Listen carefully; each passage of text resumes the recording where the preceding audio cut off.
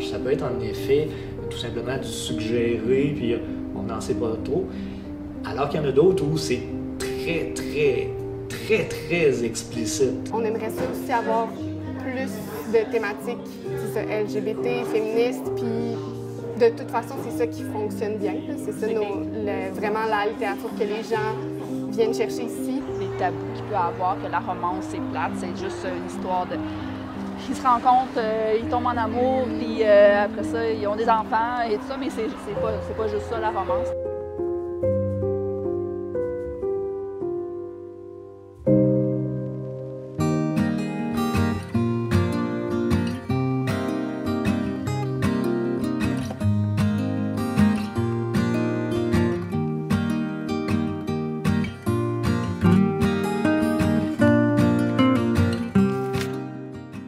Mais ce que j'aime beaucoup dans la romance, pourquoi je l'écris, c'est parce qu'on peut vraiment explorer les émotions. C'est pas dans les autres genres, non, mais on s'entend que la romance est beaucoup plus axée sur les émotions, puis c'est ça qu'on aime développer. Ça me fait ressentir beaucoup de choses. C'est un peu se mettre dans la peau de quelqu'un d'autre, puis comme vivre ça à travers, pas nous, mais à travers comme une autre personne. Donc c'est quand même vraiment intéressant. Puis c'est sûr que des fois ça donne des petits papillons, là, tout dépendant du livre que tu lis. Là, donc moi j'aime ça me plonger dans cette vie-là. Donc, c'est la recherche de papillons. Oui, c'est ça. Je viens de finir mon deck au cégep en arts et lettres, justement. Ça a été mon cadeau et j'ai fait une thèse là-dessus comme travail final. Et c'était la lecture populaire, sur la lecture populaire qui était dédaignée, selon moi. Alors, c'est pas juste de la romance, c'est souvent qu'est-ce qu'on voit qui est populaire.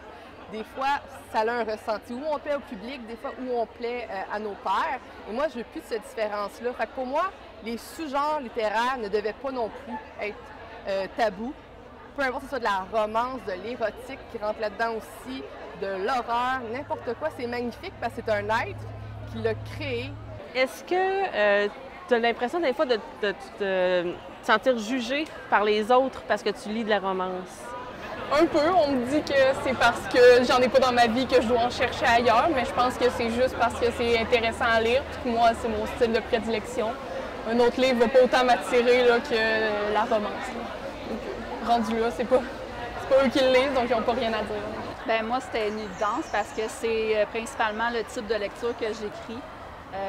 Puis plus jeune aussi, je lisais beaucoup du fantastique. Fait que c'est pour ça qu'au début, je me suis vraiment lancée niveau romance fantastique. Ça fait pas longtemps que j'ai sauté le pas sur les romances contemporaines, mais sinon, j'ai toujours... ça me prend toujours une histoire d'amour, peu importe l'amour, le sujet. De mon roman, il va y avoir une romance à l'intérieur. Fait que c'était juste une évidence pour moi. Bien, moi aussi, ça vient rejoindre ce que Geneviève disait. Je suis une éternelle romantique. J'ai toujours aimé l'histoire d'amour. Donc oui, d'emblée, quand j'écris, c'est l'histoire d'amour que je vois en premier. Puis après, bien, c'est sûr que si j'ai besoin de rajouter l'élément fantastique, ça va venir se brocher, se broder avec. Mais dans tous mes romans, j'aime qu'il y ait un brin de romance. D'accord. Donc, la romance, c'est pas le point focal du roman, ça vient agrémenter l'histoire? Ça vient agrémenter l'histoire tout au cours de la lecture, mais pour moi, c'est vraiment le développement psychologique des personnages qui est très important, l'univers, l'intrigue qu'on peut avoir à voir qu'est-ce qui se passe, à suivre les événements. C'est vraiment un tout. Je crois qu'il faut de tout que ce soit bon, pas juste s'axer sur un point.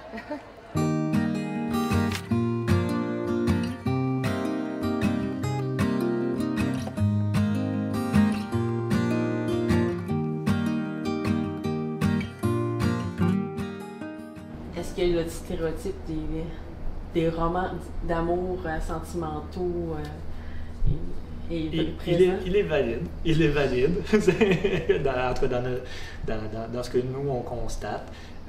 Si on parle je vais appeler ça, je veux dire, l'évolution du roman harlequin. Et c'est pas péjoratif ce que je dis là, loin de là. Le roman harlequin a eu son époque dans son format tel qu'on l'a connu. Aujourd'hui, ça s'est diversifié énormément.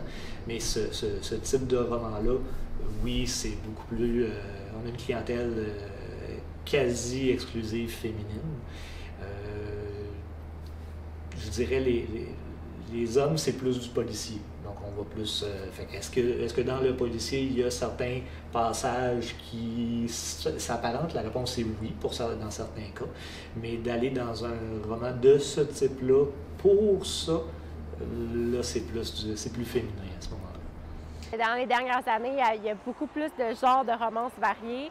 Puis on est vraiment loin du harlequin typique que les gens associent souvent à la romance. Donc, il y en a vraiment pour tous les goûts, pour vrai, là. Puis même chez les hommes aussi. C'est pas juste pour le public féminin. C'est sûr que c'est pas mal ça qu'on voit ici.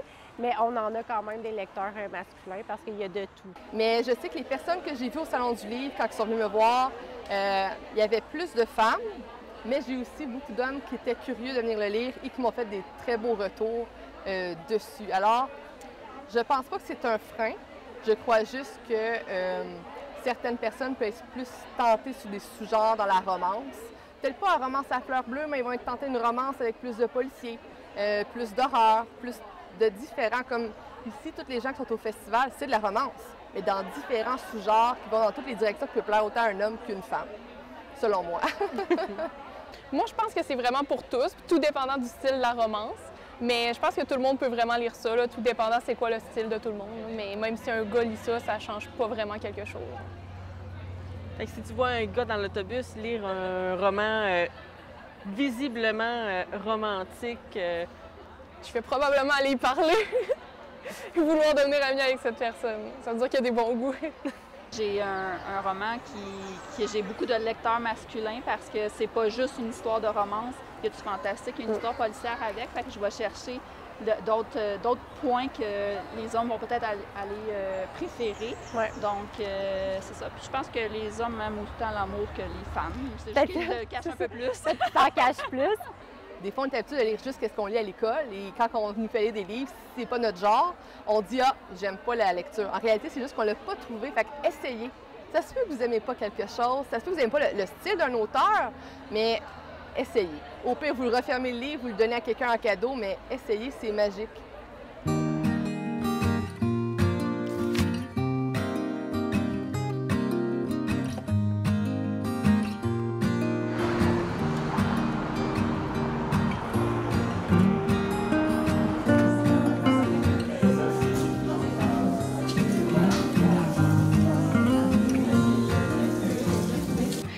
D'où est venue l'idée de ce café? Oui, en fait, c'est parti un peu à la blague. Moi et Cynthia, ça fait à peu près 5 ans qu'on est en relation ensemble. Puis, au début, on aimait ça faire les petites bouquineries, les petites places. Puis, à un moment donné, on se disait « Ah, il me semble que je nous verrais partir une librairie de café puis faire ça de notre vie. » Puis, à force d'en parler puis d'en blaguer, éventuellement, on a fait « Hey, on se lance dessus? »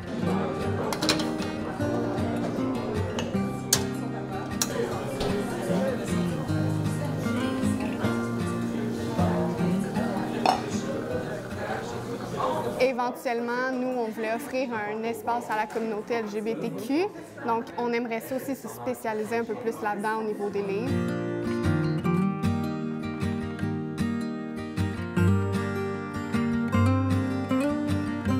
Quand on parle de littérature LGBT, c'est beaucoup plus de la représentation LGBT qu'on va parler quand c'est pas, admettons, justement, des essais sur les enjeux. C'est vraiment plus au niveau de la représentation, donc soit des livres de romance entre deux hommes, deux femmes. Des fois, on a de la science-fiction aussi, où on a des personnages principaux qui font partie de la communauté LGBT. Fait que c'est vraiment plus au niveau de la représentation. Puis, il y en a, là encore, il y en a encore plus du côté anglophone, justement, au niveau jeune adulte, on en retrouve beaucoup plus. J'ai l'impression qu'il commence à en avoir un peu plus au niveau francophone. On a des nouvelles, on a des maisons d'édition qui commencent à se spécialiser là-dedans. Je pense à Homo Romance. Mais c'est ça, c'est pas.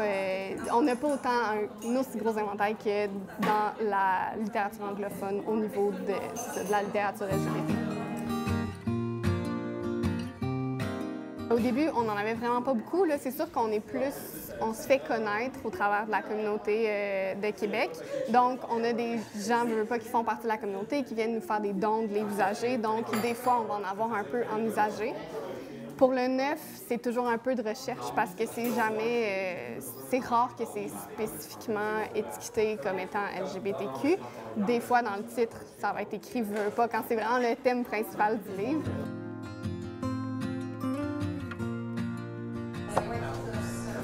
c'est quoi les autres sections qui fonctionnent bien? C'est vraiment tout ce qui est vraiment plus social. Fait, c'est ça, tout ce qui est enjeux LGBT, enjeux LGBTQ. On a tout ce qui est aussi antiracisme, puis féministe. C'est vraiment comme nos sections qui fonctionnent le plus. C'est sûr que tout ce qui est littérature comme québécoise, poésie, ça fonctionne un peu moins. On voit vraiment que les gens viennent chercher plus des œuvres à thématique sociale ici, surtout. Je sais pas si c'est en croissance. Je pense que oui, parce qu'en général, on parle beaucoup plus de représentation. Dans les dernières années, ça vient quand même souvent sur le sujet. Fait que je pense que c'est quelque chose que... Mais j'espère, en tout cas, que ça va amener justement la discussion de... Il nous faut continuer, en fait, la discussion de... Il nous faut plus de représentation. Puis ça se traduit aussi dans la littérature, justement.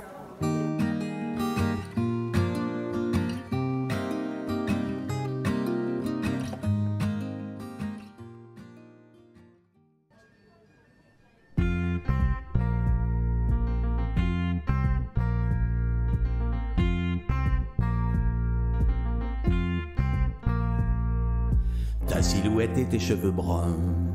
Tu arrives chapitre 1, la tendre caresse de tes yeux.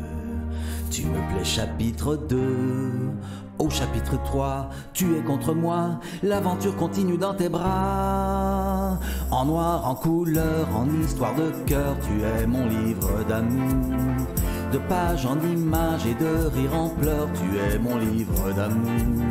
Je peux t'emmener, je peux te garder, te lire un peu chaque jour. Découvrir impatient la suite du roman, car tu es mon livre d'amour. En noir, en couleur, en histoire de cœur, je te suis jour après jour. De pages en images et de rires en pleurs, tu es mon livre d'amour. Moi je peux t'emmener, moi je peux te garder, te lire un peu plus chaque jour. Je peux passer des heures à t'apprendre par cœur, car tu es mon livre d'amour. Tu t'embrassais le coup de théâtre, jalousie chapitre 4. On tourne la page du chagrin, je t'attends un peu plus loin. Désir et passion, plaisir et frisson, je suis sous le coup de l'émotion. En noir, en couleur, en histoire de cœur, tu es mon livre d'amour. De pages en images et de rires en pleurs, tu es mon livre d'amour. Je peux t'emmener, je peux te garder, te lire un peu chaque jour. Découvrir impatient la suite du roman, car tu es mon livre d'amour. En noir, en couleur, en histoire de cœur, je te suis jour après jour. De pages en images et de rires en pleurs, tu es mon livre d'amour. Moi je peux t'emmener, moi je peux te garder, te lire un peu plus chaque jour. Je peux passer des heures à t'apprendre par cœur, car tu es mon livre d'amour. En noir, en couleur, en histoire de cœur, tu es mon livre d'amour. De pages en images et de rires en pleurs, tu es mon livre d'amour. Je peux t'emmener, je peux te garder, te lire un peu chaque jour. Découvrir impatient la suite du roman, car tu es mon livre d'amour. En noir, en couleur, en histoire de cœur, je te suis jour après jour. De pages en images et de rires en pleurs, tu es mon livre d'amour. Moi je peux t'emmener, moi je peux te garder, te lire un peu plus chaque jour. Je peux passer des heures à t'apprendre par cœur, car tu es mon livre d'amour.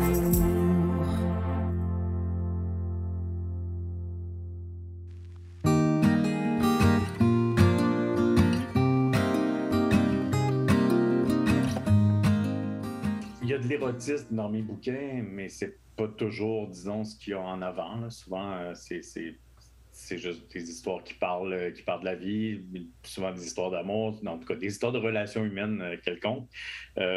Puis je cache pas l'érotisme comme il y a, comme la plupart des gens font, disons. Là.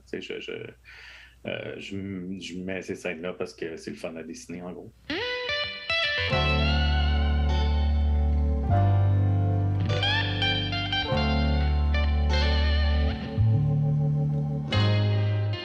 C'est aussi, c'est vraiment, je pense, une manière de canaliser une certaine joie de vivre. Tu sais, il y a comme un élan de célébration c'est ça, j'ai du mal à trouver quand je dessine un camion.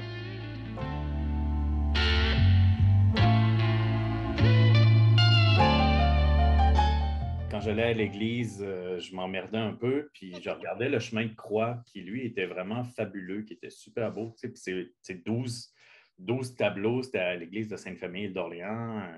C'est un super beau chemin de croix. Puis je me perdais vraiment dans ces images-là. Mon regard plongeait, puis je les regardais très longuement. Puis un chemin de croix, c'est une proto-bande dessinée, en fait. C'est 12 images qui racontent une histoire. Mes fondements sont très cathos. Sont très, pour un gars qui fait des trucs érotiques, c'est un peu étrange. Mais la Bible de mon grand-père était illustrée par Gustave Doré. Puis, je ne sais pas si vous connaissez le travail de Gustave Doré, mais c'est absolument fabuleux. Puis ça aussi, c'est des images dans lesquelles je me jetais corps et âme.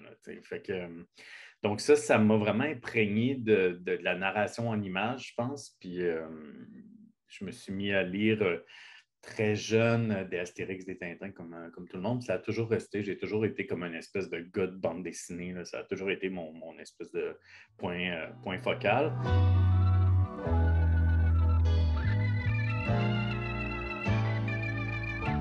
Passer des images à caractère religieux et bande dessinée pour enfants vers l'érotisme, la transition s'est faite comment?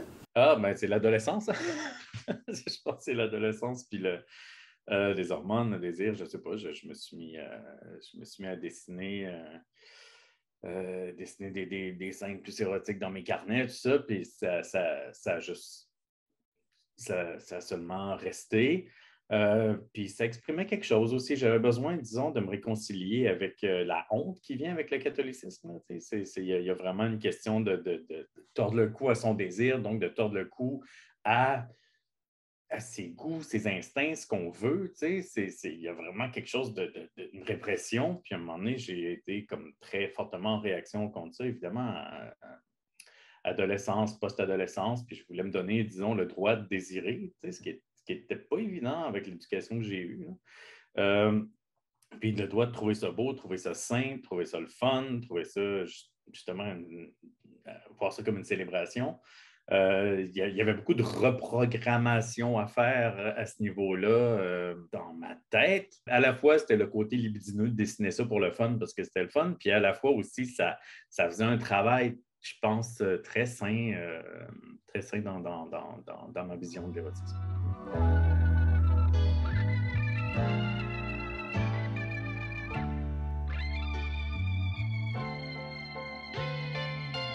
Dans le fond, vous avez commencé à dessiner ce que vous vouliez voir. Est-ce que c'était à partir de modèles concrets ou bien c'est de l'imaginaire que ça a commencé? Ça a commencé à l'imaginaire. J'étais plus sourd dans ce temps-là.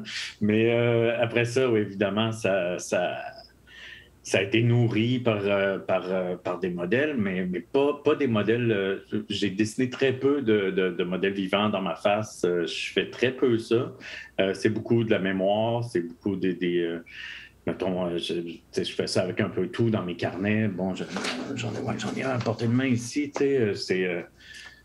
Mettons, je soupe avec quelqu'un ou là, j'ai comme mon ex-blonde à qui j'avais apporté un café, mais j'allais dessiner dans mon carnet.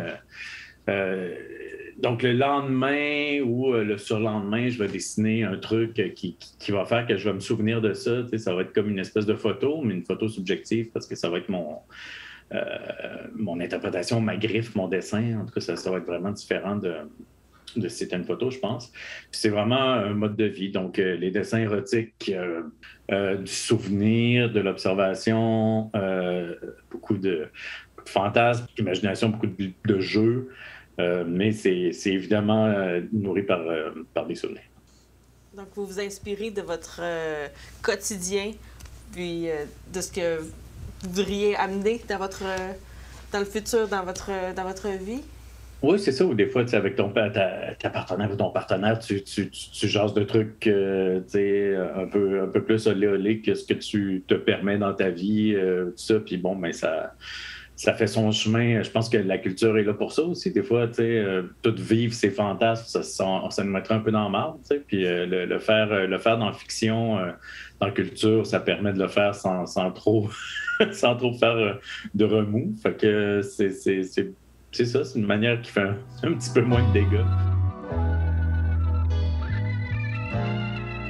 Pensez-vous répondre à un manque avec cette littérature-là, vos bandes dessinées érotiques? Oui, je pense quand même que le monde a la chienne encore, pour d'autres raisons, mais le monde a la chienne de parler de désir, parler de l'érotisme. Quand on le fait, ben c'est sûr que il y a du monde qui trouve ça libérateur, juste d'en parler. C'est comme parler de tout, parler de suicide, de parler de tous les sujets tabous, de maladies mentales, d'érotisme. C'est comme... On devrait pas avoir peur de ça, je pense. En tout cas, pour moi, c'est important. Puis je parle un peu de tout ça dans ce que je fais aussi. Je parle un peu tous ces sujets tabous-là. C'est un de ceux que j'aborde, mais des fois, tu te dis comme coudon, pourquoi on peut pas parler de ça? T'sais?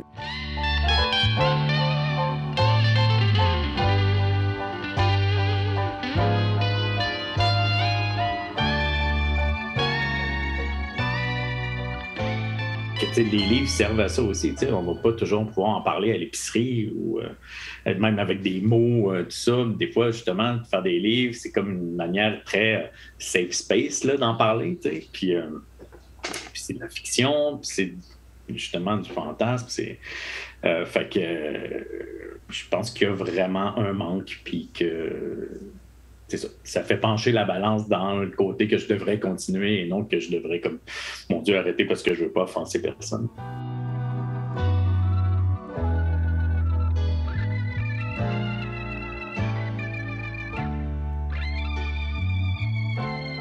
Je m'auto-censure énormément et de plus en plus. Puis ça, je trouve ça un peu triste quand même, d'une certaine manière.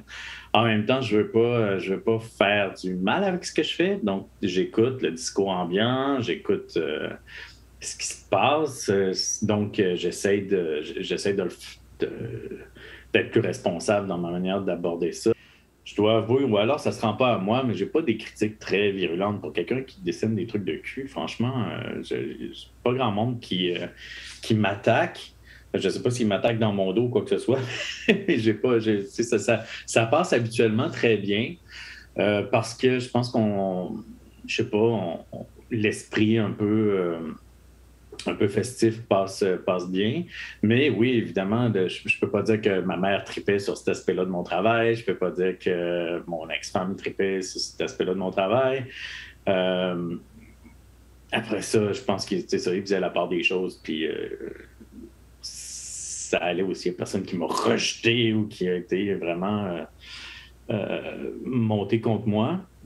Mais tu sais, j'ai beaucoup plus de messages, mettons, de femmes qui m'écrivent, qui me disent « Ah, tu sais, ça fait du bien de voir, je sais pas, de la variété de formes de corps, ça fait du bien de voir, tu sais, la manière que tu dessines les femmes, on se sent belle, on se sent noble, on se sent... Puis, je sais pas, j'ai plus des messages comme ça.